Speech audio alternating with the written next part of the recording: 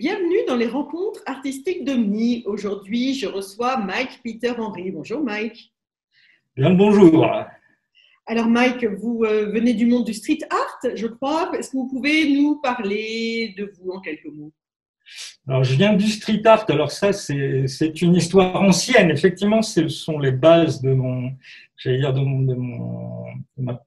ce que je fais artistiquement. Mais j'ai pas mal roulé, mais effectivement, j'ai gardé beaucoup de réflexes qui sont issus de cette culture du street art. On va dire de réflexes artistiques qui sont issus de cette histoire-là. Donc, j'ai pas mal roulé dans les arts plastiques, mais globalement, ça fait plusieurs dizaines d'années que j'interviens sur divers supports avec une culture qui est effectivement celle-là. J'ai été pochoiriste longtemps, j'ai fait dans la figuration libre, etc. Et donc, bah oui, de fait, c'est ce qu'on a rangé maintenant dans le street art. Vous intervenez toujours dans la rue? Non, je suis pas intervenu dans la rue depuis un moment, si ce n'est par l'entremise de certaines commandes officielles, ce qui, à mon sens, n'est pas l'essence du street art tel que on l'a vécu à l'origine, quand on faisait les choses un peu à la sauvette, avec la crainte de se faire enlever les pochoirs par la maréchaussée, quoi. Donc là, c'est pas ça. Là, on est entouré, on a le droit de faire les choses. Donc c'est dans la rue, donc stricto sensu, c'est du street art.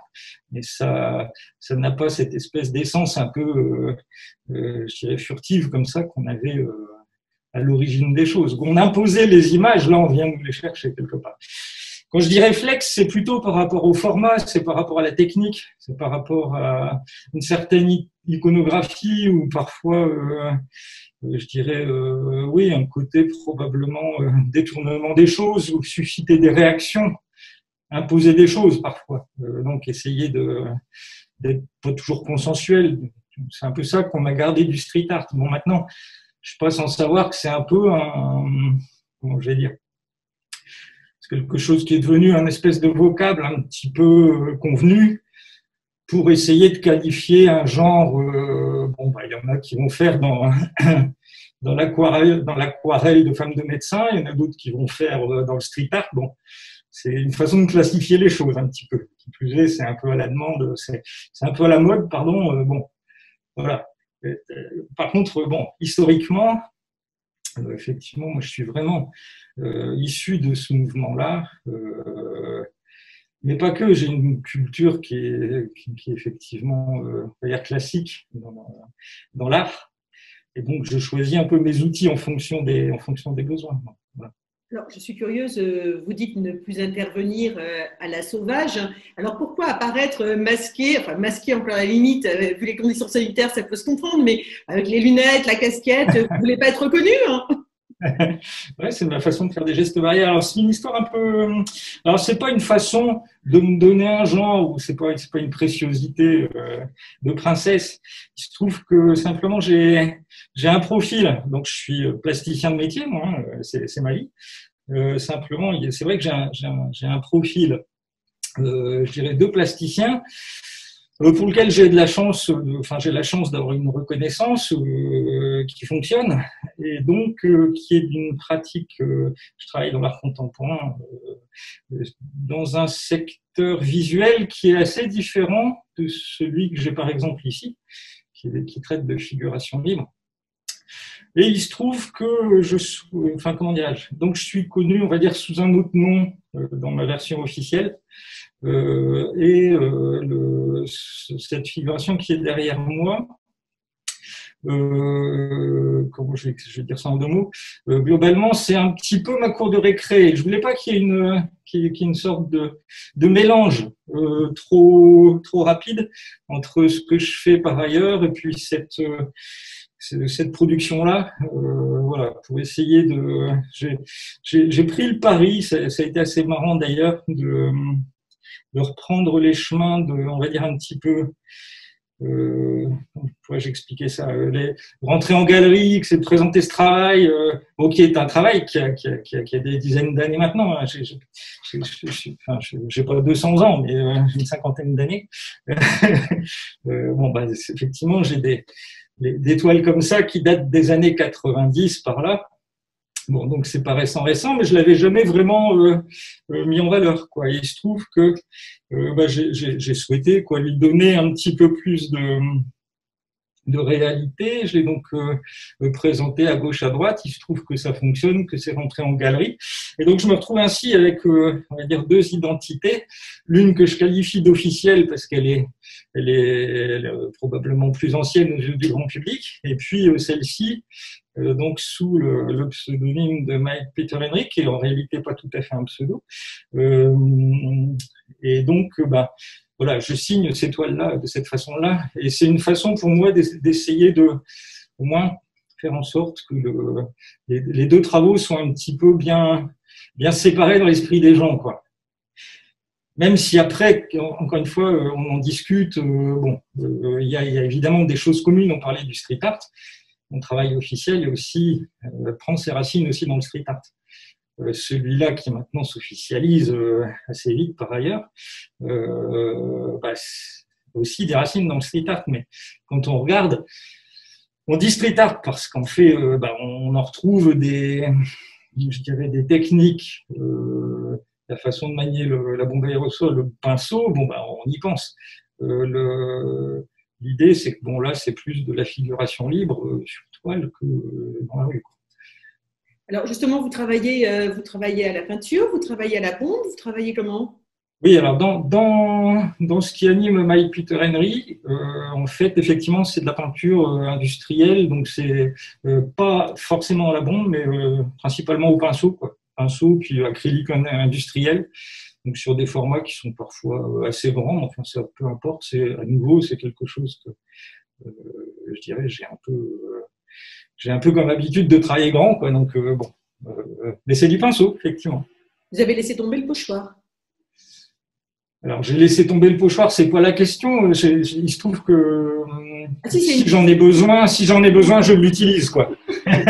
Non, c'était une vraie question. Est-ce que vous avez laissé tomber le pochoir? Mais, oui. Non, mais effectivement, si j'en ai besoin, je l'utilise. Là, en l'occurrence, je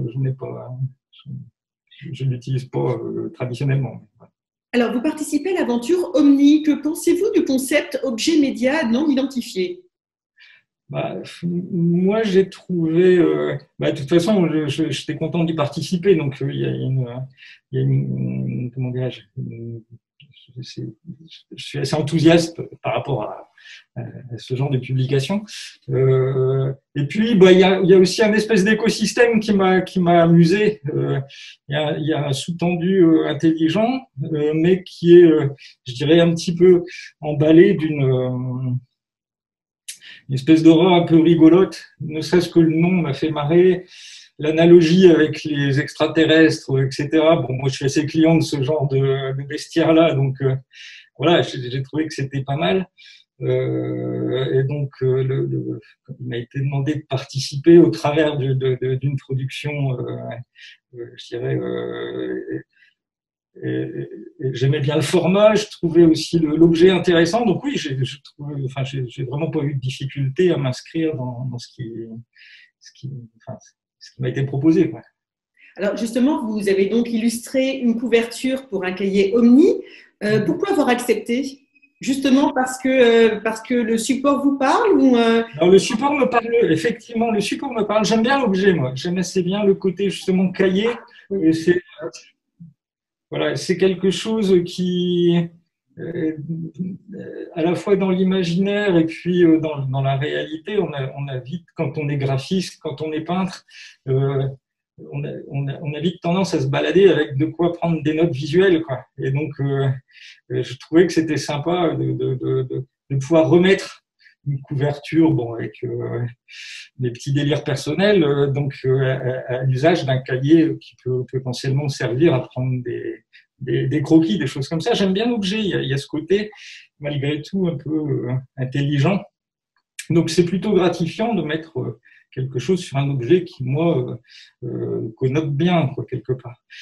En même temps, je trouvais que de ce que je connaissais donc des autres intervenants, c'est toujours très qualitatif. Il y a des gens qui sont qui sont brillants, qui ont ouais, une vraie épaisseur, aussi bien plastiquement que sur le fond de la réflexion, de la pensée, de la théorie. Et ce côté troublion de Mike Peter Henry, de venir un peu dynamiter toute cette espèce de choses très, encore une fois, très réfléchies, par l'entremise de mes productions qui ne se prennent pas au sérieux. Je suis pas en train de dire que les gens se prennent au sérieux, mais il y avait une sorte de décalage, j'allais dire, entre ce que je pressentais du reste des propositions et mes petits délires graphiques là. Donc j'aimais bien ce côté, encore une fois, un peu décalé, mais à la fois, Omni, c'était décalé déjà par rapport à son nom et au reste. Bon, voilà, de toute façon, ouais, c'était plaisant, puis le format est sympa. Bon, enfin, je crois que l'objet, ne serait-ce que ça, l'objet est chouette. Donc, le côté série, j'aime bien. Il y a ce côté un peu pop, d'avoir des reproductions de choses. Ça, c'est aussi quelque chose que j'aime bien. Alors, justement, j'étais en train de montrer le dessin que vous avez réalisé pour la couverture Ouais. du cahier Omni. Est-ce que vous pouvez nous en parler? Alors, franchement, j'ose pas, parce que j'aurais trop peur qu'on me psychanalyse. Bon, on sait déjà que vous êtes schizophrène. Bon, maintenant, on continue. Disons, je vais pas le décrire par le menu, je vais juste dire que, enfin, c'est vrai que le graphisme est toujours assez organique, donc souvent les gens ils voient des choses. Je sais pas on va pas dire que ouais, globalement ils y voient des choses un petit peu, oui. C'est à la limite du figuratif quand même. On y trouve des formes qu'on s'est rattachées. On s'est rattaché. Peut-être que les titres pourraient nous éclairer. Alors, il s'intitule comment ce dessin? Alors, alors ici on y voit un espèce de coquillage, etc. C'est un cénobite. Hein, donc là, ton téléphone, voilà. Donc c'est un cénobite et donc il a l'air d'être un petit peu dans un espèce de maelstrom de forme comme ça. Et donc je l'ai intitulé les cénobites tranquilles. Hein, donc c'était, voilà, c'est quelque chose de, on va dire, en rapport avec la nature Humaine. humaine aussi, oui. Alors, j'ose à peine te poser la question, mais ta source d'inspiration.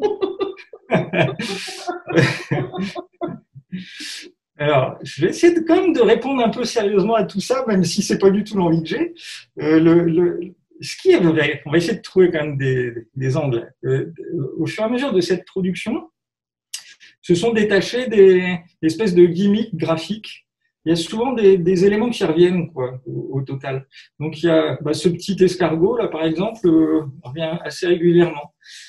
J'ai souvent des espèces de confrontations entre le bien et le mal par l'entremise de gens qu'on pourrait apparenter à des soldats. Alors souvent c'est des stormtroopers, c'est la vision du mal. Bon, c'est une peinture qui est un peu comment je veux dire, ouais, je crois que c'est malgré tout, ça doit quand même s'appuyer sur mon enfin ma vie de garçon, quoi, au sens jouer aux soldats, etc. Enfin, c'est peut-être un peu caricatural comme approche des choses, mais c'est peut-être un peu ça quand même, quoi. Et puis comme c'est très organique. Après, on y trouve un peu ce qu'on veut, quoi. Mais à nouveau, j'ai pas trop envie de tout décrypter parce que ça m'amuse quand même toujours d'avoir le regard des gens.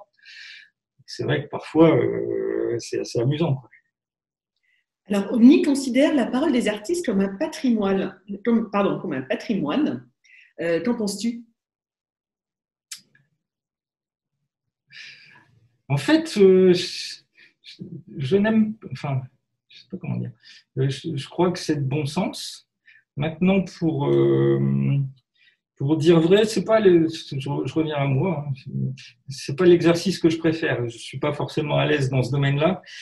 Habitué que je suis de pouvoir être un peu protégé par on a un agent, on a des galeristes, etc. C'est eux qui parlent de ce que nous faisons nous.